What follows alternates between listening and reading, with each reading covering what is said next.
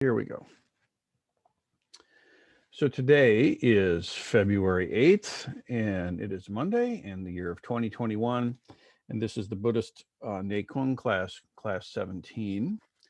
And we've been working with the Mo Wai Dan, the Bodhidharma set, and the closed fist set is the beginning set.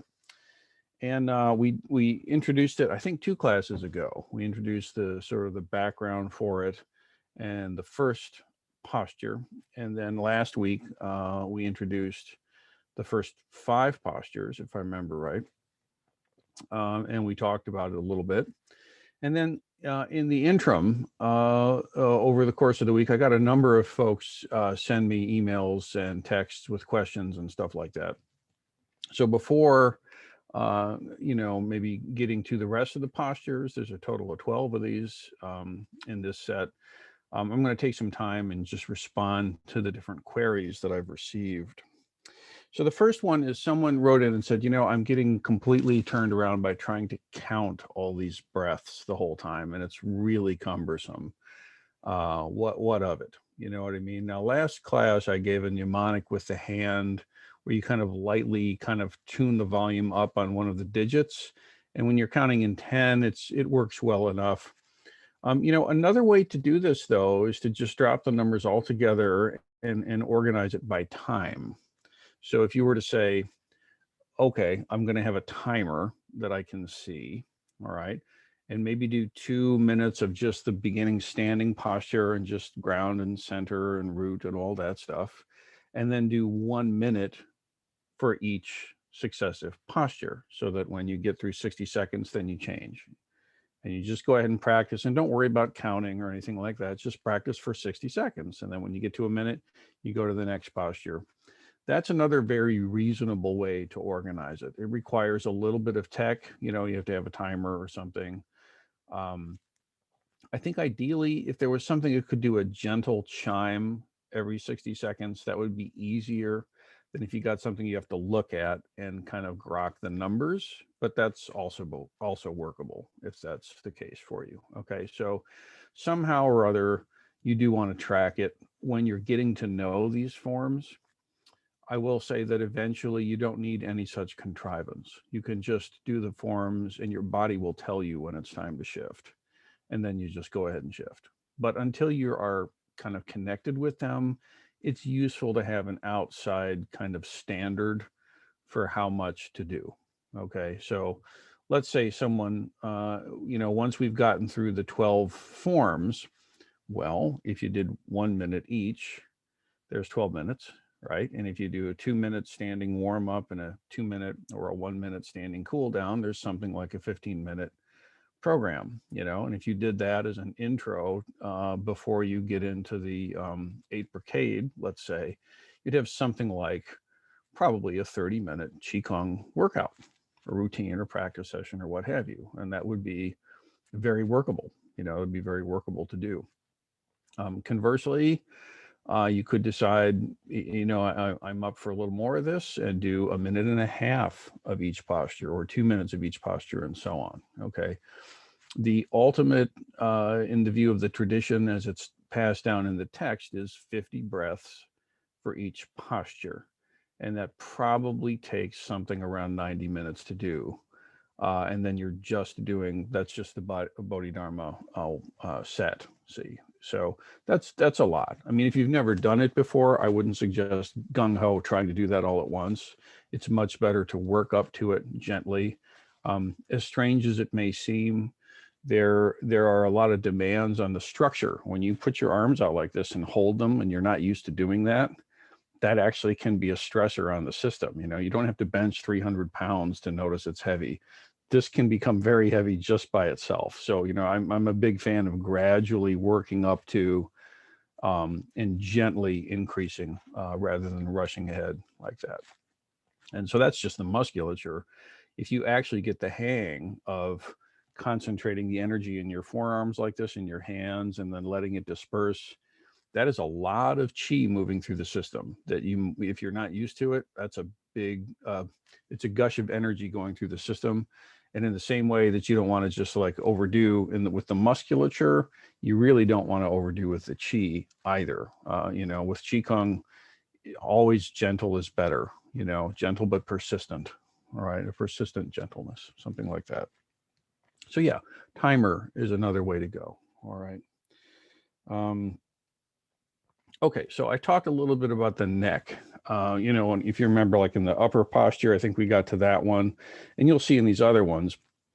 But in some postures or in some qigong sets, like for example in the 8 brocade, the practitioner is told to actually like put the chin way up. Like you're gonna look back and stretch, and then look down and stretch, or something like this. And this is a very particular use. Okay, so it's fine to do that in those situations. You have to understand what you're doing and why. When you stretch like this, and we'll cover this more when we get to the 8 brocade, you're actually activating the meridian right along here. And this along the sternum, for most people, is very difficult to access, to get that opened up and to get that any sense of feeling in there. And so there's times when you'll go ahead and do a stretch like that, okay? But not when you're doing these Bodhidharma sets, in my opinion. Okay. Now you'll find other examples of the Bodhidharma sets where they're doing that. They're going up like this, and it's another way to do it. I won't say it's wrong. But in my experience, keeping this locked and keeping this correct, like you do in Zazen, is a much more useful way for what this set is doing. Okay. So that's what I have to say about that. Okay, so a couple of people wrote in with questions about sexuality. I made some comments about sex, and in the precautions around this. There's some quick kind of skirting, fleeting comment I made about sexual activity within a 24-hour range of qigong, and then a bunch of questions about that. Let me just clarify it. Anyone who's equipped with male genitalia that experiences an ejaculatory release will experience a radical discharge of chi. And that is specifically what I'm talking about. Okay. If you're a person embodied with that kind of equipment and you happen to have that kind of release, you are exhausted. Okay. And it's not just, it's your chi. Okay. Your essence chi has been dispersed, obviously, and you are depleted and drained. And this is not a good time to try and do this kind of concentrated energy stuff. When you do that, if you choose to do that and experience this thing and deplete like that, then you've got to really give yourself a natural, at least a 24-hour time for the system to recharge before you try to do any kind of cultivation or moving the chi around like this. Okay.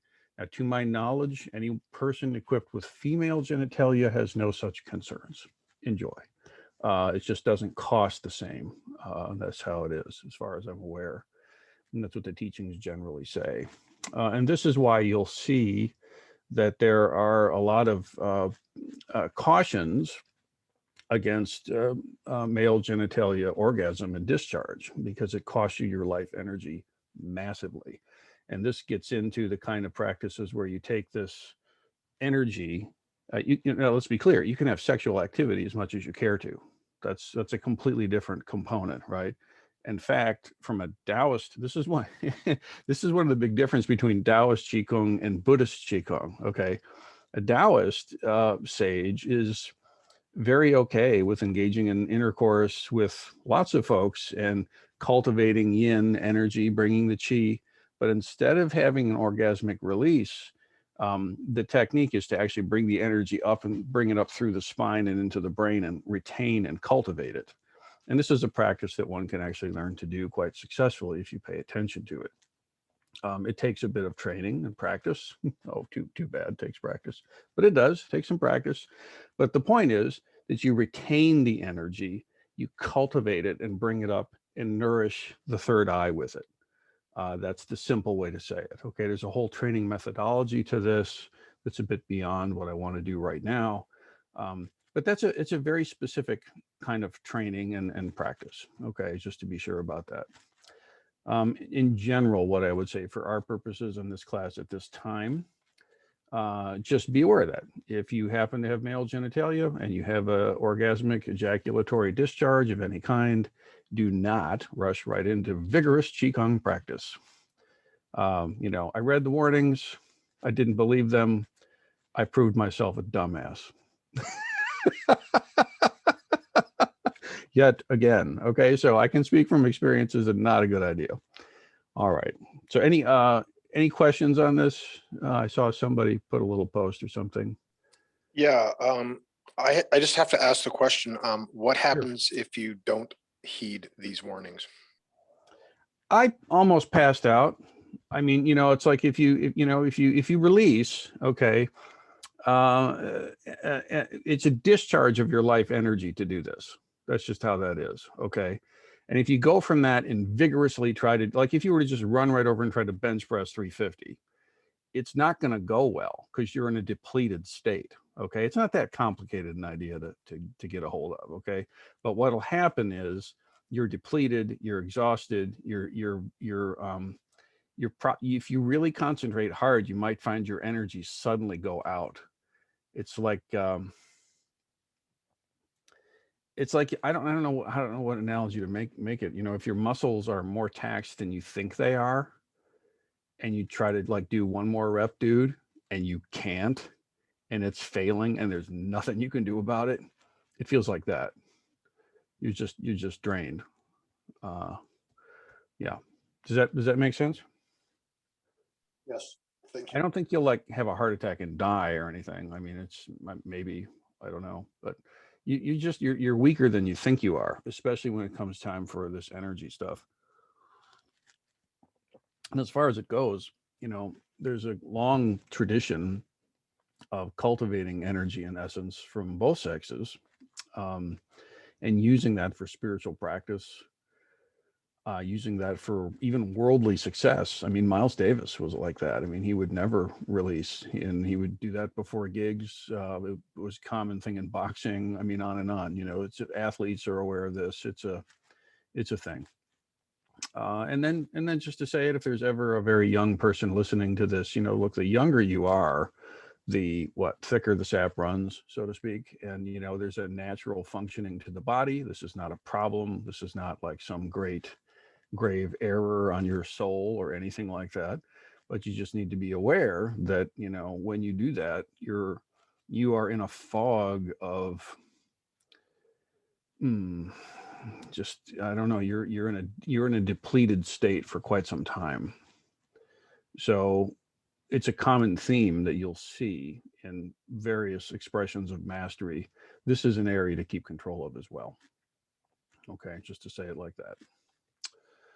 Um, okay, if that's sufficiently discussed enough, we can move right along.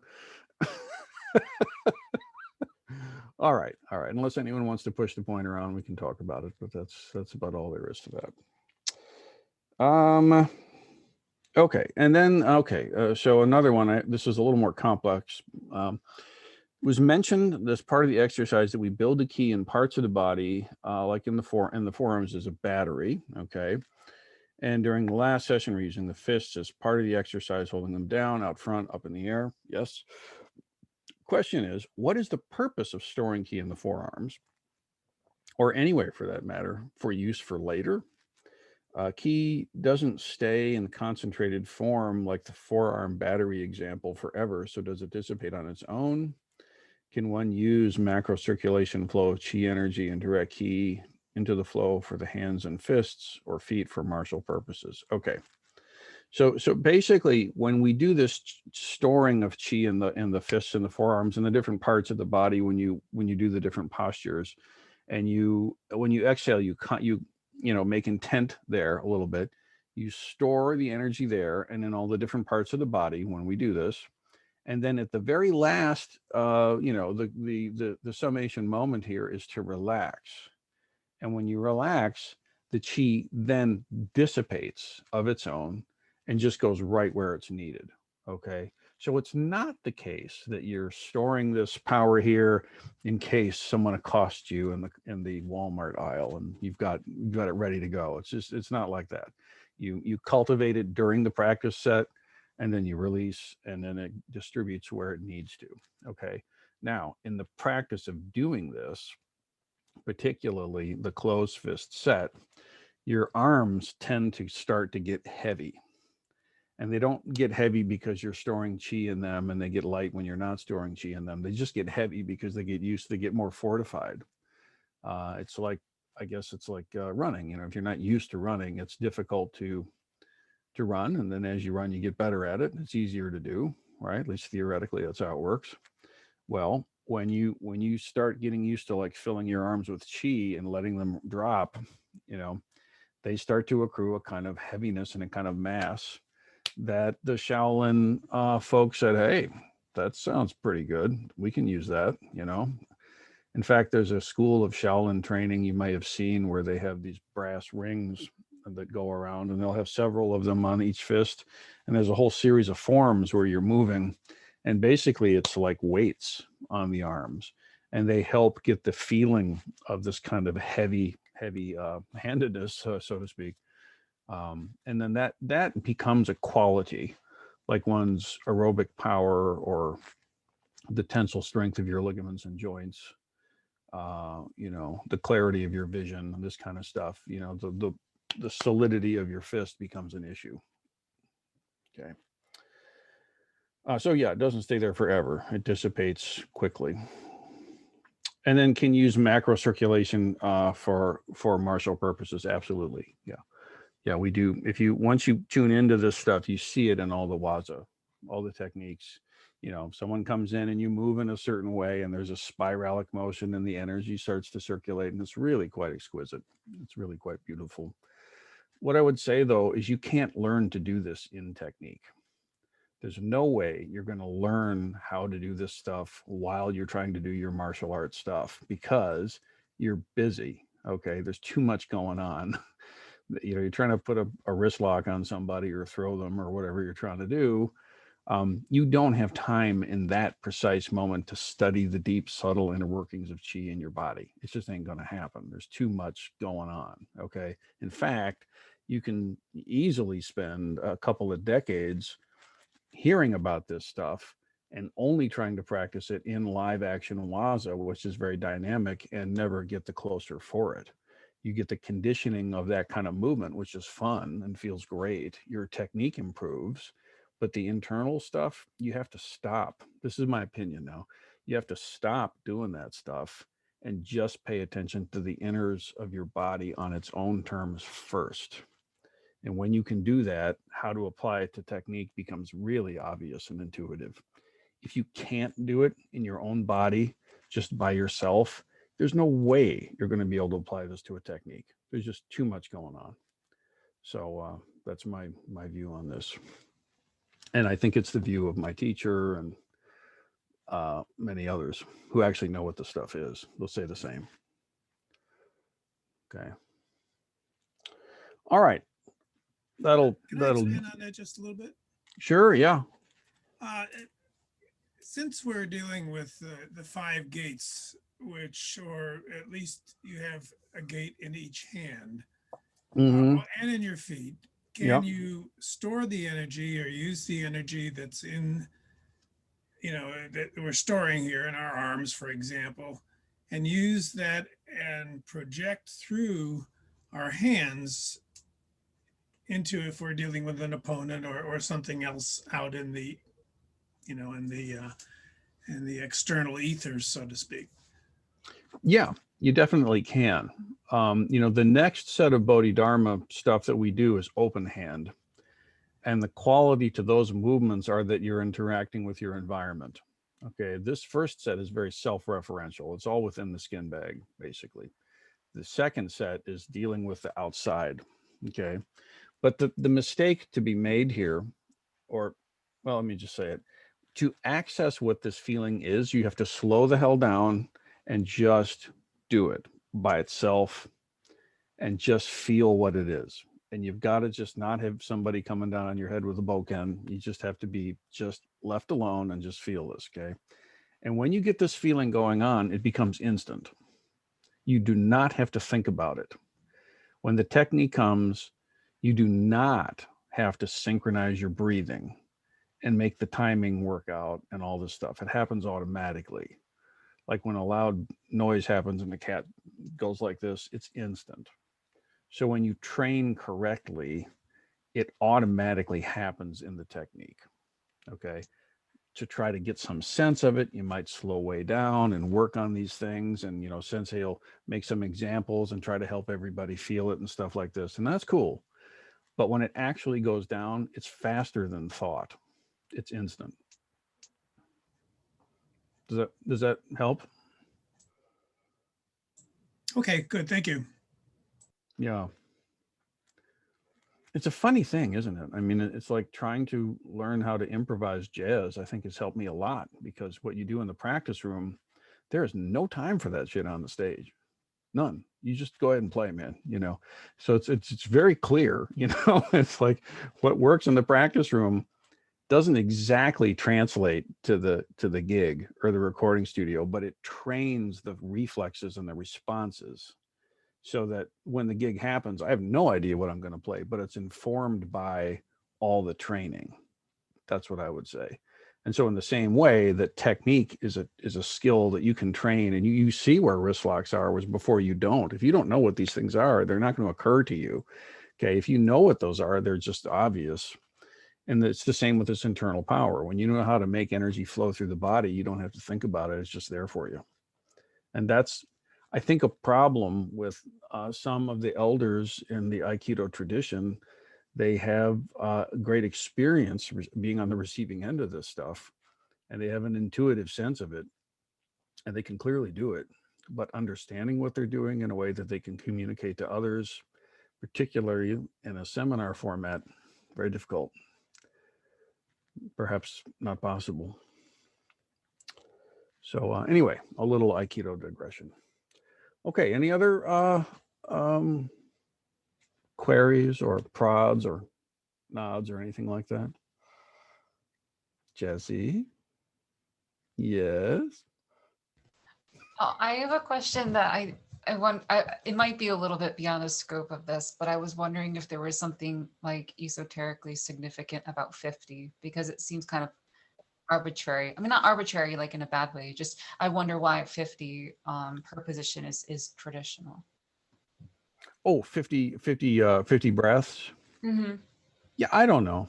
You Oh, got to say something. You got to pick a number, and I think probably that's a nice round one. And I think I'm not aware of like any numerological reasoning behind it. There may be some, but it's just if you actually do 50, you get a sense of it. You definitely have gone a little bit past what you would normally do if you weren't trying to get to 50 the first bunch of times. I'll tell you that. You would think I'm done, and you're not. You're only at 20.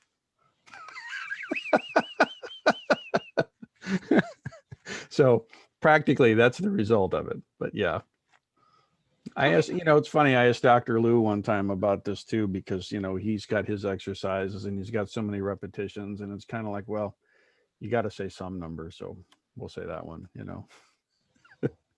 What I notice in people that have really integrated these forms, they don't think that way. It's just kind of like a cat when they stretch, when they move around, they're not like doing a program. They're just like letting their body be a body. You know what I mean? And once we integrate these into the repertoire, they just become quite natural. You just do them to your pleasure and it all works great. okay. Yeah. All right. Anybody else? Cool. Okay. So all those questions being somewhat dealt with, then let's I think the reasonable thing to do would be to formally introduce the rest of the postures. There are a total of 12. And as I've mentioned, these are available. I mean, they're not hidden or anything like that. I mean, you can go online and look at different versions of these. One thing I will say is that you'll see many variations on them, and they're all correct. Don't worry yourself too much about which one is right. I think they all have right to them. I don't think it makes any difference at all which one you work with. I have them the way I've learned them and the way I like them. There are variations you're free to explore, but these are the basic reference, and they come to me through Master Yang. I like his way of expressing them and his, his descriptions and his set. I think it works for me. There are others though. Okay. All right. So let's, Kyoshiki. Quick, really quick. Is this 12 of the closed fist Yeah. category? Yep. Okay. Yeah. It's a 12 posture form. Okay. All right. So let's try. I'm going to stand up if you care to. All right. So, all right. Okay. So, if you guys can see me okay, I guess we'll just have to deal with it. All right. So here we are. Okay. So we've done our initial standing posture, which is really great. I can't sing the praises of just this basic standing posture enough. Okay. It's immensely helpful. All right. And then assuming that this is in place and you've got some sense of it, and again, you basically start from the ground up with physical alignments above the head, and then you go energetic alignments from the head down back into the earth. And that's your quick kind of 1-2.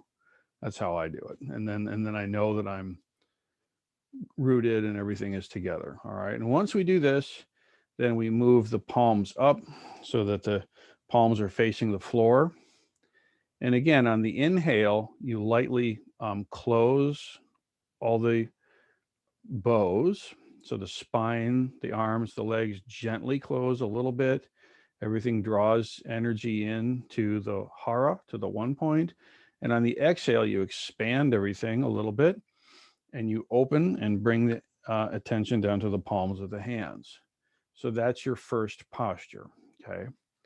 And then the next posture, if you remember, you roll your fists and your thumbs are out like this, and you bring the thumbs up a little bit on the exhale. So you breathe in and exhale a little bit like this. That's posture 2. Then posture 3, you bring your fists down like this. So they're just straight down. All right. And you're standing here and you breathe in and then out like this. And this is the first one that starts to engage all the outsides of both arms. All right, that's your second one or third one. The fourth one now, you just bring this up and you've got your fist right in front of you. So you breathe in and then out. Okay. Now, if I recall correctly, that's as far as we got. Is that true? Okay, yeah, that's right. Thank you. Okay, so we did this one. And then we move up to this one. That's right, because that's why I'd be talking about the chin stuff. So there we are. Now, again, if you have shoulder mobility issues, amend as necessary. You want to make this feel comfortable in your body, but ideally, without stress, they're right up there. Okay, and you're in a pillar. All right. Now, when you get to this point, the next one is you bring the elbows down like so. Okay. I don't know how to get this camera to work right, like that. Okay. Now this is done such, and this is important, the arm is in line with the shoulder. It's not behind you, it's not in front of you, it's right in line with the shoulder. All right. So it's something like this. Okay. Not here, not out here, this way. And you don't want to collapse too much. You're not clenching this way, but you're letting it fall like so. Okay. And this brings attention to this area of the forearms. You breathe in and out like this. It's a little bit pushing out. That's the feeling of it. Okay. And then the next posture is you let this come straight out to the sides like this. And this is fantastic. This is just a great posture. I can't say enough about this one. This is really good for you. Now you want to make sure that when you're doing this, your shoulders are not up here like this. Okay. You really want to wind around and make sure that your shoulder blades are a little bit coming together. Your shoulders are in their sockets. You really don't ever want the shoulder coming up like this. It's always nested inside the torso. Okay. So tension can come in. You start going like this to hold it up. Just don't do that. Okay. So this posture is there. And then we come here and you bring the fists like this. Okay, that's what it looks like from the side. Okay, now this is not super close to the face, but it's not way out here. It's just like so. You know, like if you're just going to go like this and kind of clap, that's about where you put them. Okay. Yeah. So it should be comfortable in your structure. Okay. It's not up here. It's not here. It's basically in line with the shoulders. Okay. Now, if that's difficult, you can lower it. You'll see versions of it down here, but really, this is where you want to be. Okay. Because it really makes an emphasis like this. All right. So you got that. And then the next one, you come this way. And this looks a little bit like the one before it, but if you go to this dimension, you can see it's not. This one is here. This one is like this. The fists are closer together, though not touching, and they're in front. The earlier posture, they're further apart and they're to the side. So like so, okay? And you want to feel in your body, like there's a certain place where it's kind of like, oh, there. That's it, right there, okay? That's that posture. Then from here, it moves to straight up like this. And you want to be vertical. And again, in a plane, okay? So you don't want these in front of you or behind you. You're not like doing one of these machines at the gym. You're here, okay? So they're not forward, all right? And then they kind of wind around and come here. And this has the fists like so, okay? And this is low, right? And this is in front of the body a little bit. It's not here. It's not like shashu exactly. It's further out. Winds out, okay? And then the last one is anomalous in the way that the first one is, in that it's an open palm. You come here with your palms up and like so. And you feel the lifting, okay, right here. When you're doing this, when you breathe in, you draw in the same as usual. And then you exhale, and you feel that you're lifting. Okay. So that's all of them. So 1, 2, 3, 4, 5, 6, 7, 8, 9, 10, 11, 12. That's the 12 of them. Okay.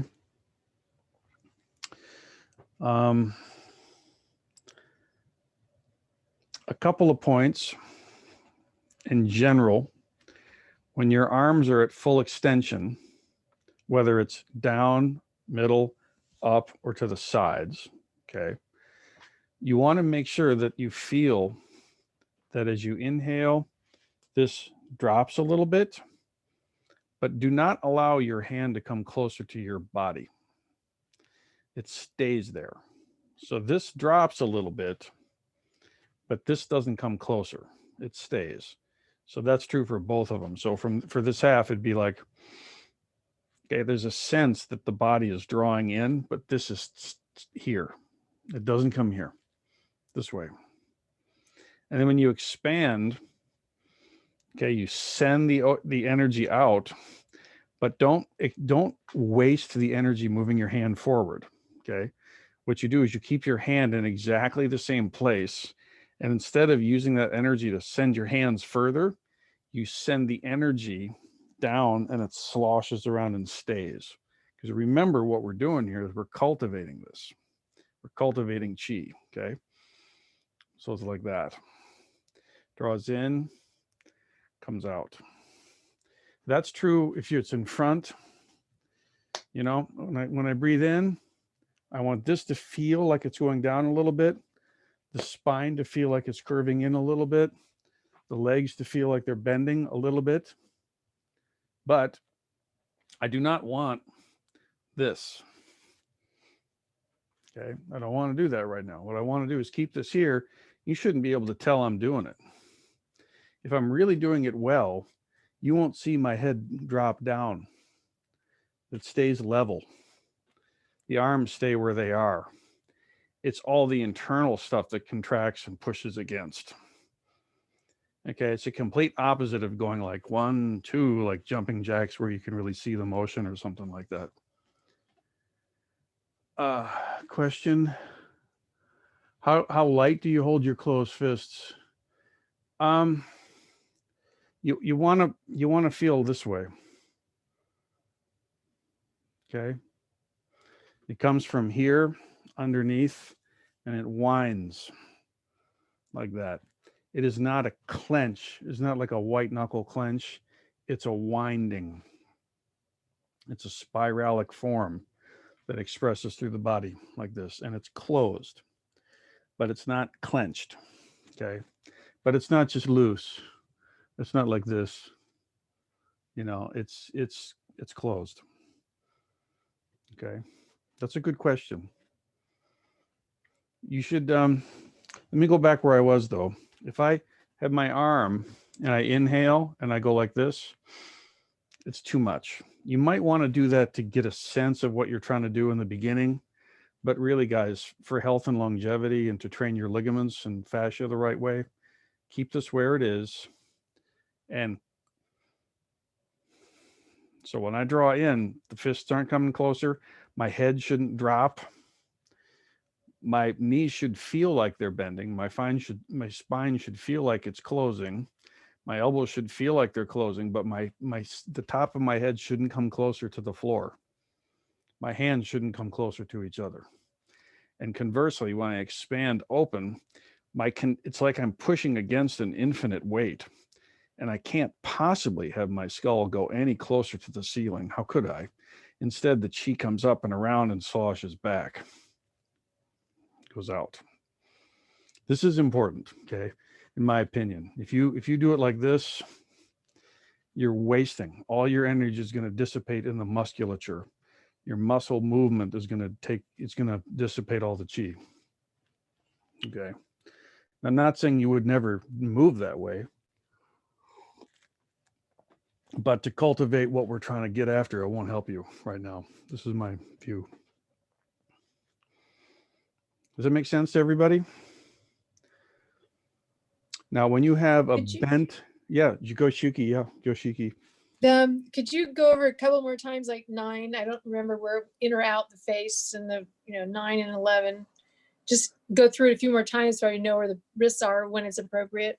Yeah, we'll get there. When you have any of the bent arm postures, so for example, like she's asking about, one is here, okay? And this again is just comfortable to the sides. You don't want to overdo. If you push this too much, it's tense, and you don't want tension in the joint. But what's happening here is it's stretching out. Okay, there's kind of a it's like that. How to show it to you, but it's this feeling. It's not just like here. There's a winding that's happening. So like the scapula on my back are going this way. The chest in the front's going this way. This is coming out. The back is coming out. Everything is winding out. This is flaring up. Boom. Everything is winding up to this posture. So when you do that, the legs do the same thing. Everything opens. There's a kind of a natural place. There's a groove that you'll find. And it's one of the confusing things about this. You'll see masters with very different body types from your own. Okay. And the natural place for them to put their body is horrifically uncomfortable for you because you have a completely different body structure and type than they do. That's just the deal. Okay.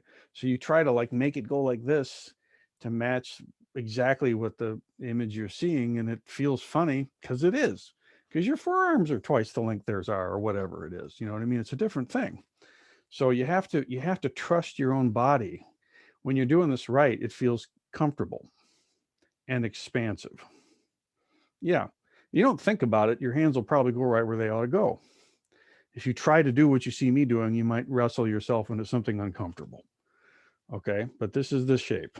Okay, and this is distinct to address Yoshiki. This is the most confusing thing. You see this in books. It was like, here's posture, whatever number this is, and then here's posture, whatever number this is, and it looks the same. You can't tell what the difference is, but it's, one of them is here, and one of them they'll have it like this, and you can't even tell there's a difference.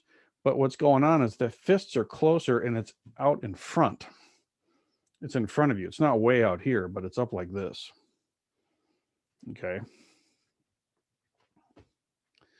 So any of these bent arm postures, let's see, I've got this, you got this, you've got this one.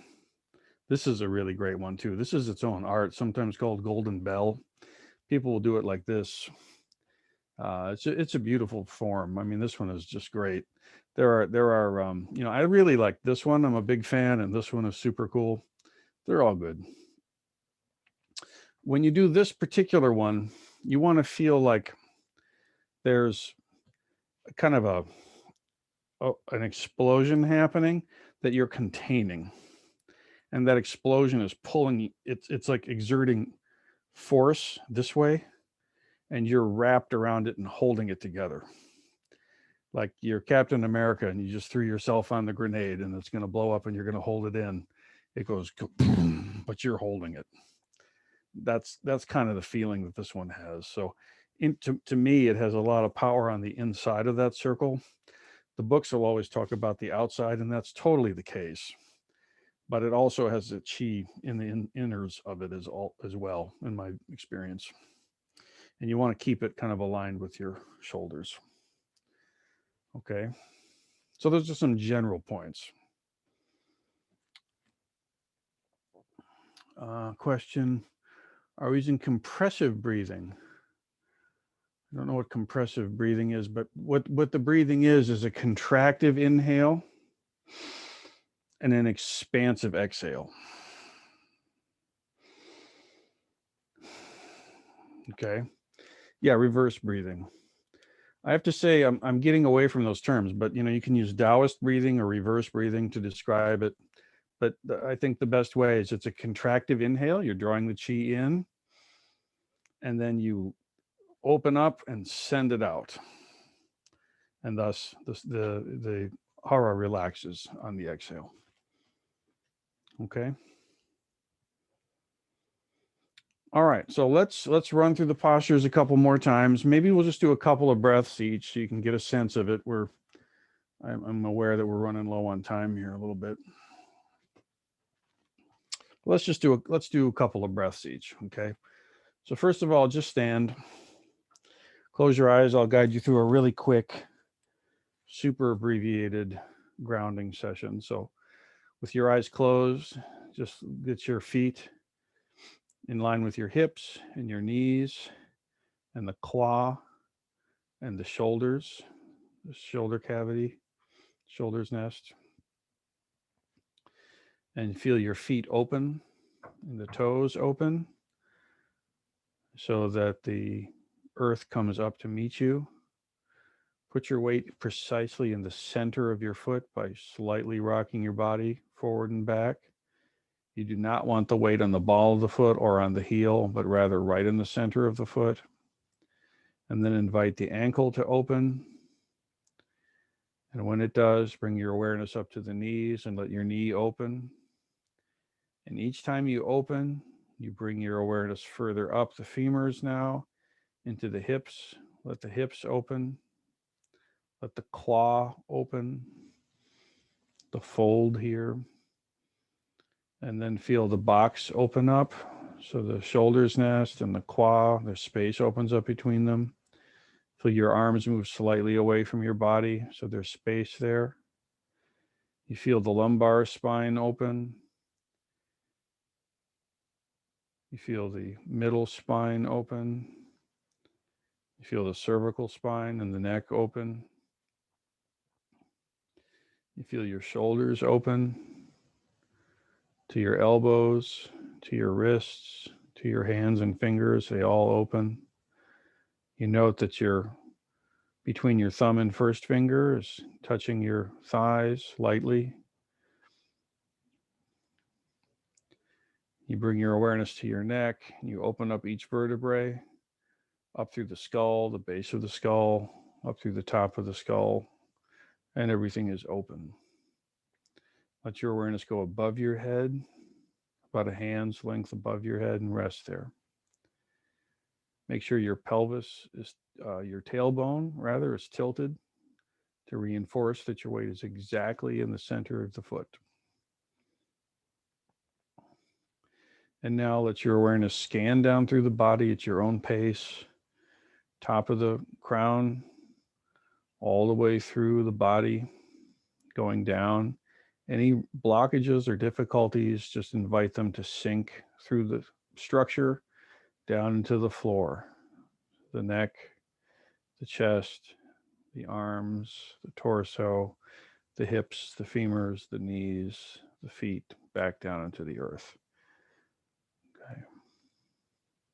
Now, that in place, bring your hands so that their fingers are pointing forward and the palms are to the floor. Inhaling, bring the chi through the 5 gates to the 1 point. Exhale, send it right down to the palms of the hands. Inhale.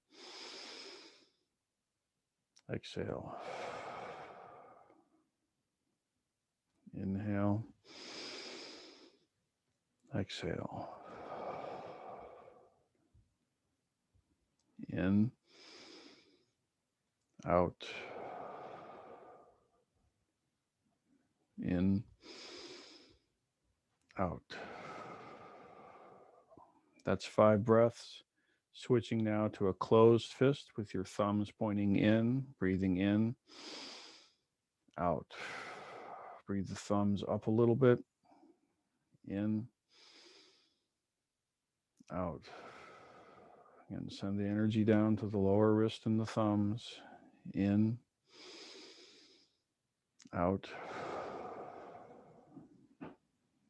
In, out. One more breath in this form. In, out.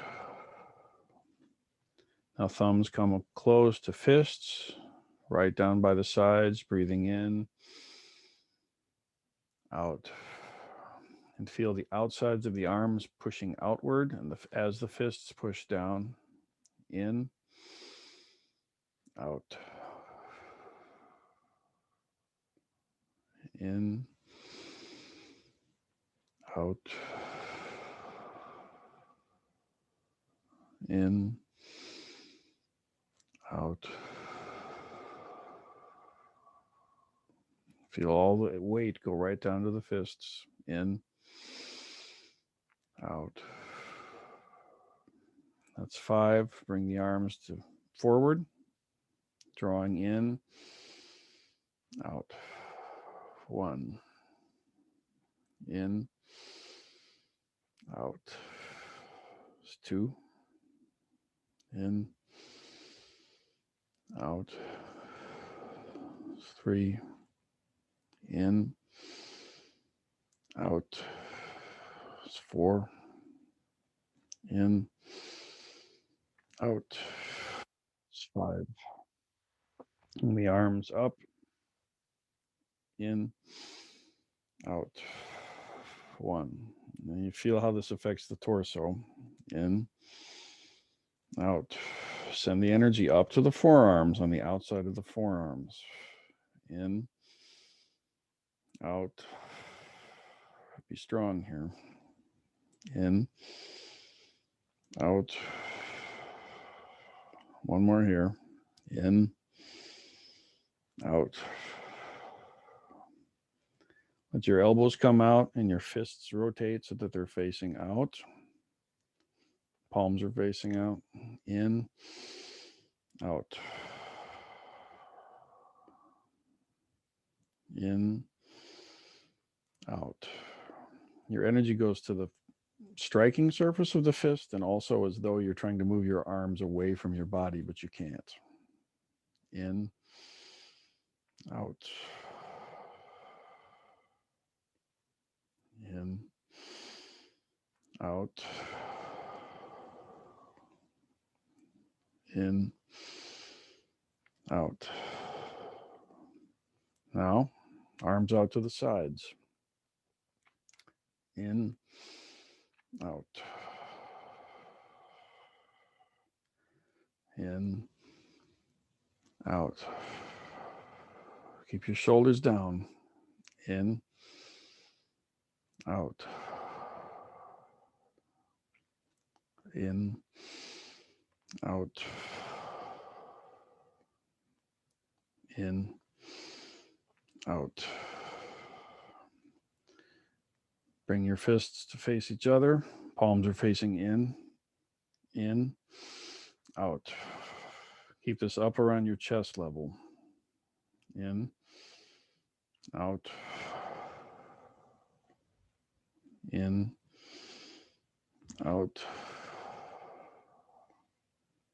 In, out. In, out. Now breathe them over here. The fists are closer together and they're in front of you. In, out. In, out. In, out. In, out. One more breath here. In, out. Bring your arms so that they're 90 degrees. In, out. Keep them straight here. In, out. In, out. In, out. In, out. We'll do one more here. In, out. Let your arms come down. Your palms are facing down. Thumbs are pointing towards your, well, they're closed, but they're towards your torso. In, out. In, out. They should be right about where you are when you do your Zazen mudra. In, out. In, out. In, out. And last, palms up. In, out. In, out. Send it right to the palms. In, out. Slightly rotate your elbows in so that your elbows are in line with your shoulders. In, out. In, out. Let's do one more. In, out. Now gently allow your arms to just come right down to your sides. Close your eyes and just let the ki distribute where it wants to. Be still.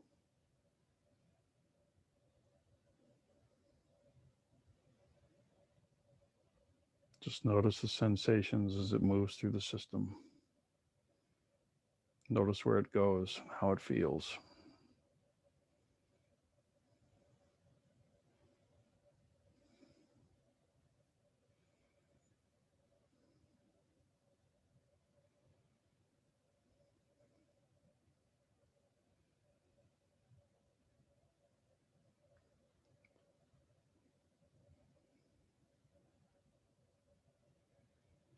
And bring the hands palm to palm together in Gasho.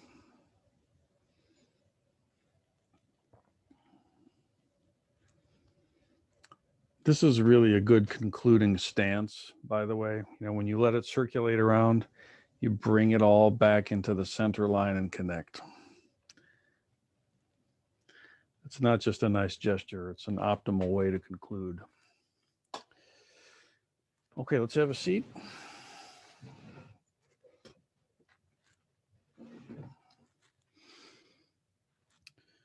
Okay, comments or queries? Mark, please. Breathing, should it always be in through the nose, out through the mouth?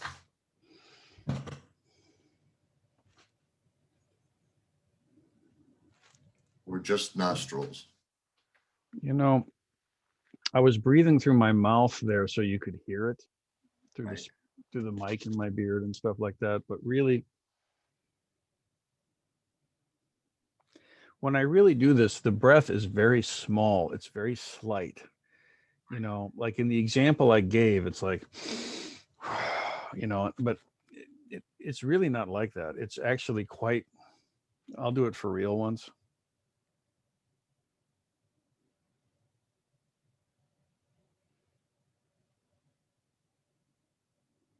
It's almost imperceptible. It's a very slight movement, and that's what you want to get to. All right. So at its fullness, the tongue is forward on the roof of the mouth, a little bit up into the palate, so that the conception vessel is connected, and you breathe exclusively through the nose. If you're breathing audibly, you're being too aggressive. When you really do this right, it's silent. Okay. You don't sound concentrated. You are concentrated. There's a big difference. You know, you see people going like, you know, and stuff like that. It's very weak. You know, if you think about it, like a little mountain brook, you know, very noisy, very shallow, but very noisy. Right? You think about the ocean, it's like, it's just this massive weight, and it's damn all but silent. You don't hear the tide, you know, you feel it, right? Makes sense. So you want to be quiet, you want to breathe through the nose, and you basically, like, the more advanced your breathing becomes, you like, it's like a um, I suppose it's like riding a horse. If you can just lean a little bit and the horse runs, all you're doing is leaning a little bit, and the horse knows what to do. And if you kind of lean this way a little bit, the horse turns. Okay.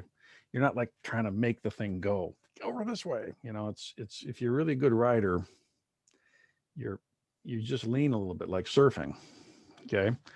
So it's like this. Your breath is like this. When you're really breathing well, you breathe very little, but it brings more energy in and it circulates with more power. It's like that. Does that help? Yes, very much. Good. Any others? So on, please. Yep. When we do the inhale, and on the exhale, when we're sending the chi, do we send it straight up the conception vessel out to the arms, or do we like go down into the spine like we were doing with the circular? Yeah, that's a great question. Two things. A follow-up to what I was saying with Mark about the breath being quiet and still. This is the same in your Zazen training. Okay. If you're breathing too loud in the Zendo, the monitor is going to let you know about it. Okay. So that's just to say it applies there exactly. Beginners always breathe very loud. Somebody deep, you'd think they're dead, except they're so radiant, but they're so still and silent, but they're, you know, it's like that. So that's that point. You don't want to be trying to send things up the conception vessel or up the governing vessel or anything like this. Just very simple. Keep it very, very simple. draw the energy into the hara. Remember, the hara is the whole barrel, the trunk, okay? And bring it into the one point. And you're kind of, by doing this, by drawing in from here and the legs and the central channel, just right into that point, okay? It all alchemically comes together. Earth energy, environment energy, heaven energy, all comes to this point. And then just in an instant, it just goes and it goes right to the point of contact. Wherever you're putting your energy, it goes control, and then it's right there. Don't make a fuss about trying to send it through meridians and things like this right now. When you're doing circulation practice, that's all you're doing. You're sending it, you're undulating it through the system to activate and invigorate those channels. That's a separate thing to do from this, okay? This is push-ups. This thing we're doing is chin-ups. Not the same. Yeah. How embarrassing to have this hand being a push-up while this hand's trying to do a chin-up. So it's just very confusing. Does that make sense? So part of what happens is that when you get used to this, you draw in. And by the way, when your hands are closed, you can draw right through them anyway. Somebody did ask that, I forgot to address it. When you don't have to have your hands here to draw energy in. It's more intuitive to do it this way, but you can be here and draw in just exactly the same. The chi is not bothered by the fact that your metatarsal is there. It's fine. You can just go ahead and breathe right through it and it'll come right in, okay? It comes here and then it goes out instantly. And it stays there. And then you leave it there while you get some more, and then it goes right out and stays there again. And in the same way that I'm breathing so you can hear me, and it's kind of misleading, but helpful, kind of, this thing that I'm showing you, this is also misleading. You don't physically do this, but it feels like that inside your skin. To really do it,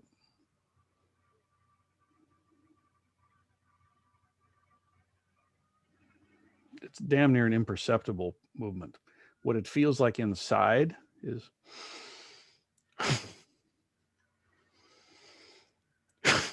it feels like that inside. It's but only inside. Does that make sense? That was really helpful. It's very I was challenging. trying to bring it all over the place, Yeah, no, just it's very challenging to teach in this medium, but I think we're kind of figuring our way here, but you instantly send your mind there. Like if you put your mind here and draw it in, and then you put your mind to the end and to the, like say the outsides here, you draw in and send it out, it's there already. As soon as you put your mind there, it's done. And bring it in and okay. Yeah, I guess it's worth repeating. When you do the microcosmic orbit, you're slowly scanning through. It's like you're taking a slow motion flashlight and running it through the body. And you're lingering at every point along that meridian because you're trying to like bring the energy to there. And then eventually that can become very quick, but separate exercises. Okay. Anybody else? Shokai, please. So it's kind of 8 brocades related. You said you don't bend the arms or the knees, but they're soft. The elbows and the knees are soft. So in some of the 8 brocade movements, is it okay to bend the knees a little? It just feels kind of. Oh, yeah. Yeah, you need to there. Again, it's difficult for us freshly encountering this with no cultural background, or, it's not part of our normal everyday experience. But the 8 brocade is as different from the Mo Wai Dan as push-ups are from chin-ups. They're not the same exercise. They do a completely different thing. It's like the point of them is different, right? So the body does a certain thing when it's swimming. It does a different thing when it's running. And you don't try to swim while you run, right? And, after we've gone through the 8 brocades together in this kind of format, you'll see how different they are if you don't already, That's a much more, well, yeah, I don't want to go into the differences now, but there are differences. And in those forms, if you need to bend your knees, you bend them. You're getting down into a horse dance. That's a whole other trip. Can I ask another question? These are all arm movements. We don't do legs at all in this. Is there a reason for that? Yeah, I mean, I'd quibble a little. You know, there's leg movements in the sense that when you inhale, the gates of the legs are contracting and opening. So there's this kind of movement in the legs. But we're not taking a bunch of stances or doing different stuff with them right now.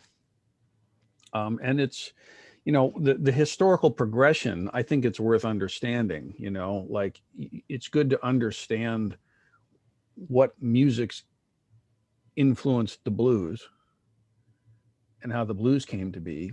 And then when you understand blues and you understand ragtime, you can see how they met and created jazz in early New Orleans music. And you can understand Louis Armstrong. And then when you understand Louis Armstrong, you can understand the swing era. Because a big band is everybody trying to play like Louis. And then you can understand how Charlie Parker reacted against that and like this, okay? So the Qigong is like that. This is the first set that Bodhidharma brought and gave to the Shaolin folks. It's like the proto Qigong experience, the first thing, okay? Now from that, the next thing that happens is, you know, fellas, why don't we try and do this? And they start doing open hands and it makes a difference. And it's like, oh, cool. That's really interesting. Very valuable, right? And so a new layer happened with the open palm. And then when you get to like the moving sets, like these are all static postures, everything we've done so far. And there are other postures, to be clear, that form the basis of most martial arts stances and other things. But you get to flowing things like the 8 brocade, okay, where you're actually like doing a flowing movement. And there's a whole bunch of these. There's just a whole arsenal of these kinds of movements, but they have a quality they all have is they flow. And that's a very different feeling in the body that makes, right? So as the tradition progressed and evolved, what we have are different Qigong sets that do very different things. And so some of them actually have a lot of leg stuff going on. These initial sets, no, static postures. Okay, and if you think about it, the stillness required in Zazen, okay, remember, this is Bodhidharma's basic point, this. And what he encountered were a bunch of scholars who were too weak to do this.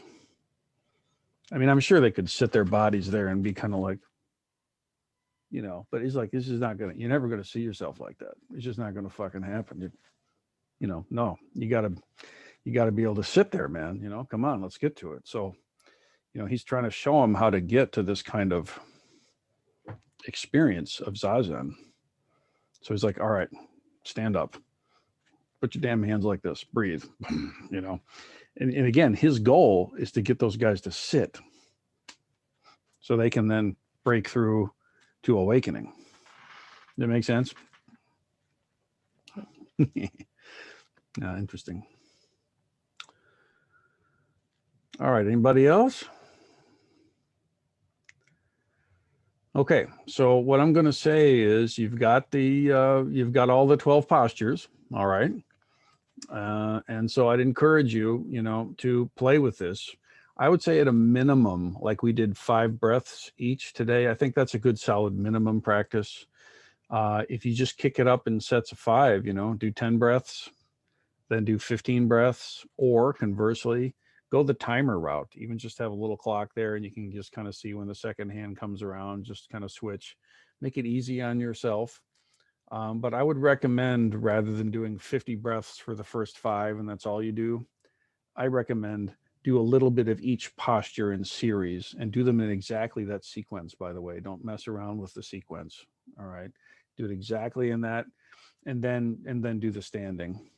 And then if you're familiar with the 8 brocades, just go ahead and do 8 brocades as far as you understand it at this point. And I guarantee you'll have a different experience of it. Because once you've filled the body with chi and it's circulated where it wants, and now you start doing this stuff, it's a whole other game. All right. Okay, everybody. Very good. I'm going to shut off the recording here.